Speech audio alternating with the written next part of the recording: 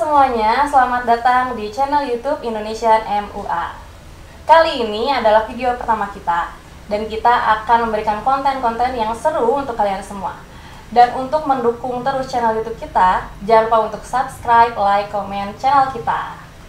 Nih, di video pertama ini, aku, Uli, akan membawa kalian semua untuk berbincang seru sama salah satu makeup artis di Indonesia yang hits banget. Dan kita akan bahas nanti seputar karirnya beliau, terus kenapa beliau memilih menjadi MUA dan segala macam. Pokoknya kita korek terus di sini di Beauties, bincang seru makeup artis.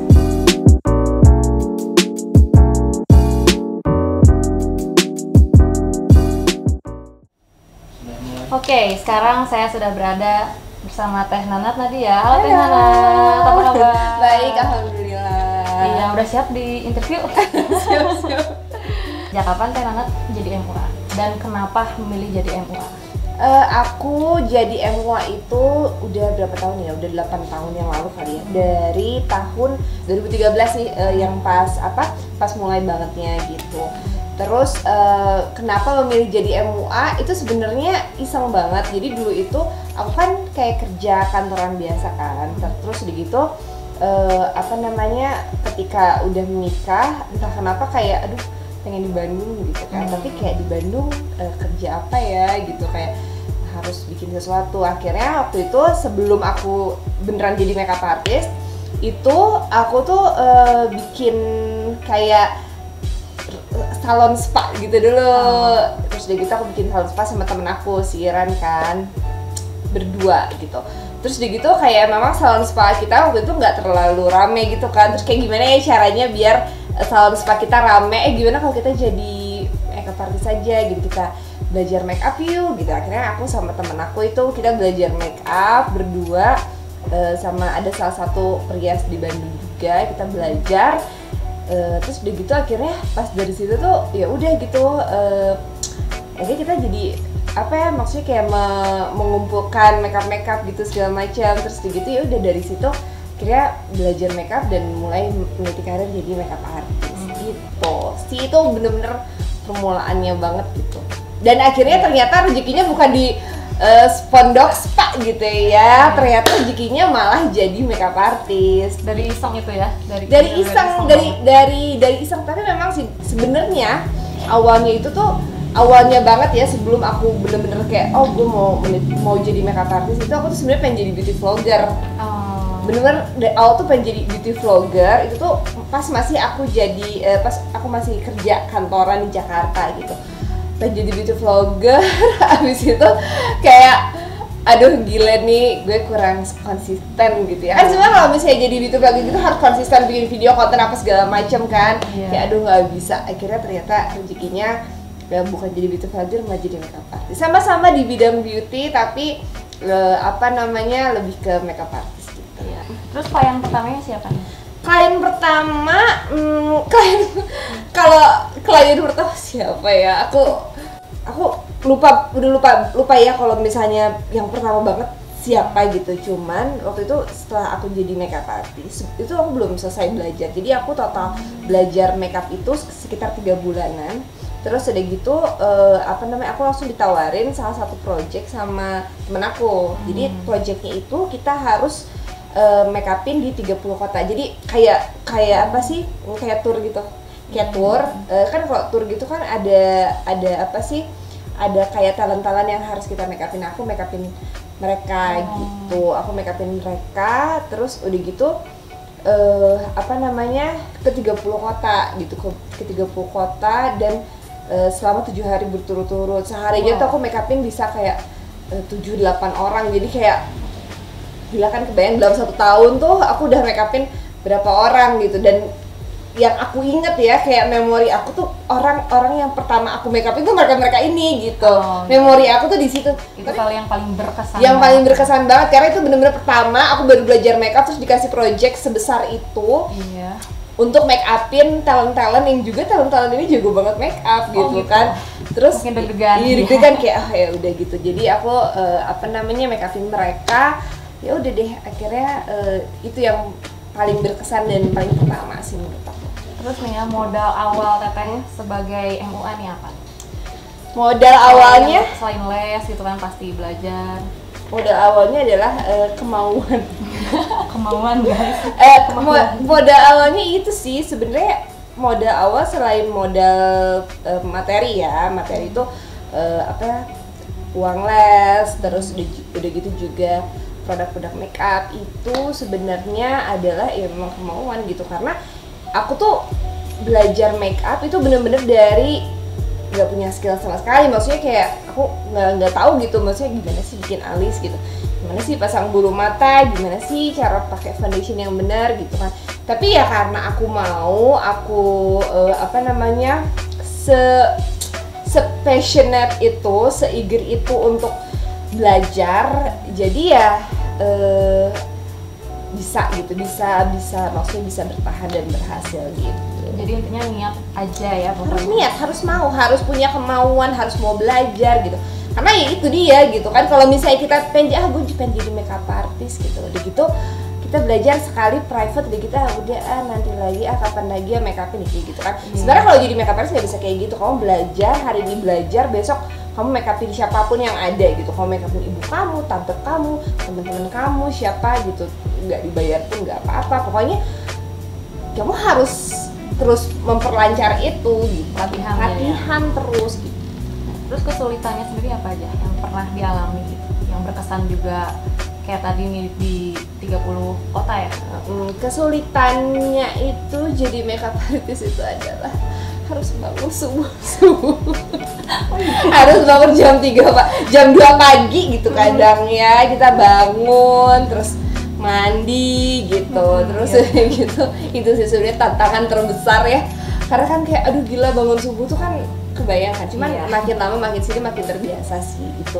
Iya, terus yang paling menyenangkannya nih, hal yang paling menyenangkan selama jadi MUA?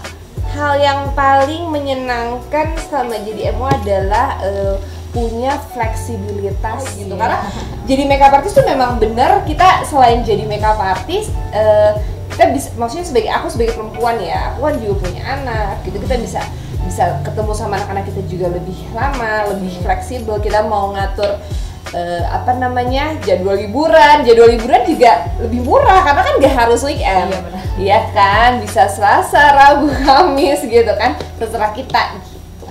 Terus apa yang menjadikan Teteh menjadi seperti sekarang gitu? Kan sekarang banyak nih bermunculan MUA, nah kiat-kiatnya nih biar tetap hits gitu se-Indonesia, semua orang tahu gitu. Sebenarnya kalau misalnya dibilang hits Indonesia enggak juga gitu ya, karena menurut aku yang membuat aku seperti sekarang jujur lebih ke faktor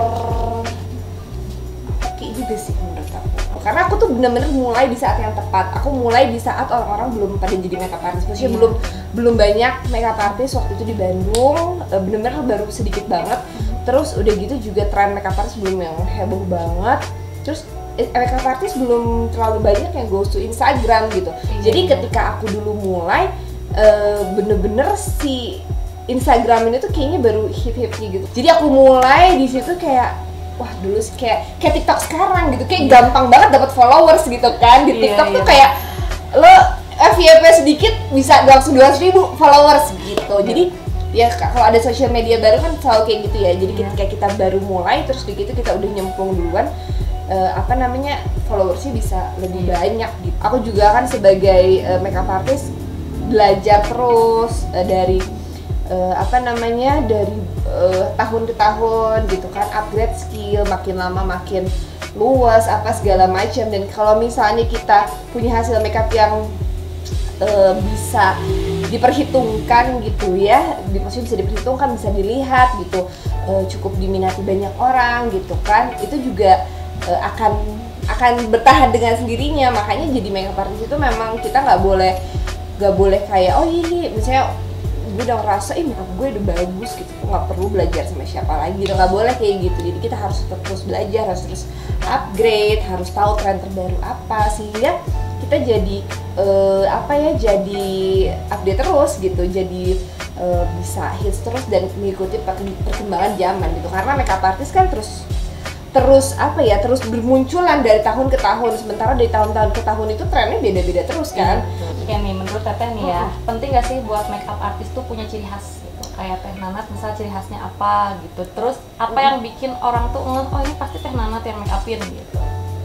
Makeup artist itu menurut aku penting punya ciri khas, punya identitas itu penting menurut aku. Tapi yang namanya identitas menurut aku tuh kayak nggak bisa kamu buat sendiri gitu. Jadi kita tuh jadi makeup artist tuh kayak apa ya, kita kayak nulis sih menurut aku, kayak ada garisan tangannya sendiri gitu. Makeup aku menurut aku kalau misalnya orang bilang kayak makeupnya Nanat apa namanya ini banget, maksudnya kayak apa sih, ada signature-nya apa segala macam gitu ya, kayak ada ciri khas punya ciri khas banget gitu. Menurut aku sih ketika aku make upin sih menurut aku gitu-gitu aja gitu ya. Cuman kan orang lain yang menilai kan, oh make upnya Nanat tuh kayak gini, oh si ngelihat make upnya ini tuh kayak gini, orang-orang yang bisa ngelihat gitu. Nih ritual wajib Teteh apa sebelum akan mendandani klien? Berdoa dong ya, bismillahirrohmanirrohim, ya Allah semoga apa namanya hari ini lancar gitu, nggak ada drama-drama gitu, apalagi pengantin kan. Kalau pengantin itu kan banyak drama ya gitu, jadi harus apa namanya, harus berdoa dulu, itu sih itu. Berdoa sama sarapan kali ya. Oh, iya. Karena kalau misalnya nggak sarapan pusing migrain. Asam lambung naik gitu. Oh itu sarapannya pas di TKP berarti ya, atau? Aku biasanya di rumah sih. Aku di rumah sebelum aku pergi jam berapapun aku pasti makan dulu. Meskipun OTW jam 2 subuh. Iya, aku pasti makan dulu. Sahur. Sahur pasti makan dulu, karena kalau misalnya kita make upin perut kosong tuh pasti nggak konsentrasi juga gitu. Iya. Kalau make upin tuh pasti udah makan apapun, abis selesai make upin pasti lapar lagi. Oh iya. Kayak terkuras gitu. Iya. Siapa make up artist yang paling menginspirasi? Dari awal tuh yang paling ya, yang bikin aku pengen jadi makeup artist tuh Lizzy Para, karena dia perias pengantin aku kan. Tapi sekarang dia udah gak jadi makeup artist, dia fokus bikin brand by Lizzy Para BLP. Oh iya. Gitu, jadi dia adalah makeup artist yang benar-benar menginspirasi aku. Jadi aku pengen jadi makeup artist, keren juga nih gitu kan. Terus udah gitu seiring berjalannya waktu banyak banget, Anpa Suha, Marlen Harima, Irwan Riyadi, Benu, Pati Kaligis, wah banyak banget dunia, banyak banget yang jadi inspirasi aku gitu. Bener-bener banyak kalau di Indonesia. Kalau di luar negeri Surasa, terus Samer Kozami, banyak banget sih. Selama ini jadi MUA, pengalaman yang paling berkesan itu apa? Aku kesan buruk dulu ya. Aku pernah sekali tuh, ini yang paling berkesan banget menurut aku. Aku lagi make upin orang, terus udah gitu foundation aku dihapus. Kayak foundation aku dihapus. Dia pergi ke atas ke kamarnya. Aku make upin waktu itu di ruangan make up gitu. Dia pergi ke atas ke kamarnya, terus datang lagi mukanya udah bersih gitu. Foundation aku dihapus, terus dia bilang kayak, Mbak, pakai foundation aku aja ya gitu. Kayak sakit. Padahal foundation aku kayak menurut aku baik-baik aja, mungkin nggak cocok di dia, pas nggak ngerti ya. Cuman ya itu sih pengalamannya kayak nyesek banget gitu. Ya. Kalau pengalaman baiknya menurut aku banyak banget sih, kayak karena saking banyaknya aku sampai nggak bisa mikirin apa ya pengalaman yang paling indah gitu. Karena menurut aku, karena aku suka make up, jadi setiap aku make upin tuh adalah pengalaman yang menyenangkan gitu. Nih bicara soal klien yang kayak tadi gitu, kayak barusan, pernah nggak ada klien yang bikin Teteh deg-degan banget gitu pas make upinnya? Dan kenapa? Klien yang paling bikin aku deg-degan itu adalah pengantin pertama aku sih. Karena kayak kebayangkan make upin, maksudnya aku tuh baru mulai make upin pengantin kayaknya baru 4-5 tahunan gitu. Jadi awalnya kan aku nggak berani pegang pengantin, tapi setelah 3 tahun aku jadi makeup artist, aku baru berani pegang pengantin. Itu pengantin pertama yang bikin yang aku kerjain adalah itu yang paling aku deg-degan gitu kan. Karena kayak aduh gila, gue mau handle pengantin nih gitu kan. Itu sih pengantin pertama. Kalau kliennya pernah ada public figure nggak? Public figure pernah sih, cuman nggak banyak, cuman nggak terlalu banyak karena kan aku di Bandung dan aku tuh nggak yang kayak selalu ngajakin ke Jakarta gitu. Jadi aku ya udah kalau misalnya ada public figure yang memang mau di make upin sama aku di Bandung ya ayo gitu. Jadi nggak akan memaksa. Enggak, kalau karena kan kadang-kadang jadwalnya juga bentrok. Bukannya nggak mau juga sih, karena kadang-kadang jadwalnya bentrok. Sebenarnya aku kan kayak daily aku kan ngajar. Nggak mungkin aku tiba-tiba sama murid aku, Mbak cancel ya gitu, aku mau make upin artis sih, jangan gitu dong ya, nggak profesional banget gitu. Jadi apa namanya, ya kalau mereka ke Bandung dan memang aku lagi senggang ya aku bisa kerja. Tapi ada nggak public figure yang pengen banget Teteh dandanin? Public figure yang pengen banget aku dandanin, Kim Kardashian boleh masuk nggak? Kim Kardashian, Kendall Jenner, wow, cita-cita setinggi langit ya. Iya, nggak apa-apa. Kalau di Indonesia, di Indonesia. Aku sih orangnya sebenarnya nggak terlalu yang kayak berambisi pengen make upin siapa sih. Menurut aku kayak klien tuh sama aja gitu, mau dia public figure atau dia orang biasa, menurut aku sama aja. Cuman alhamdulillah kalau misalnya public figure aku kan bisa dapat exposure, maksudnya dapat exposure gitu dari mereka gitu. Kadang kalau mereka nge-tag gitu, Iya. Make up by gitu. make up day, Iya. alhamdulillah gitu. Pesan dari Teh Nanat dan ngasih tips gitu buat MUA newborn kayak aku misal sama teman-teman penonton mungkin.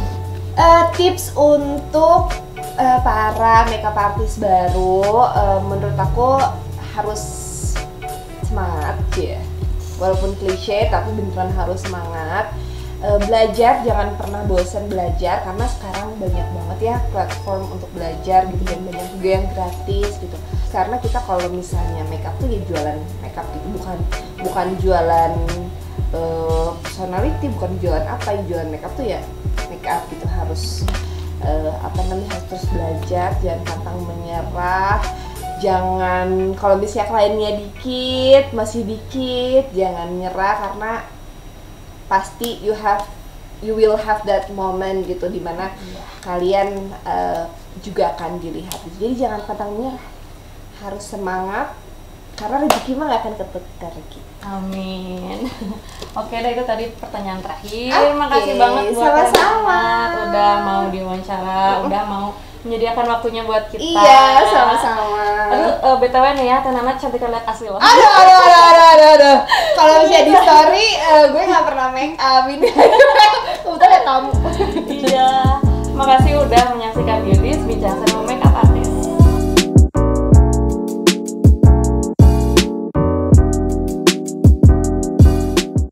Ya, itulah tadi Beauties Bincang Seru Makeup Artist bersama Teh Nanat Nadia.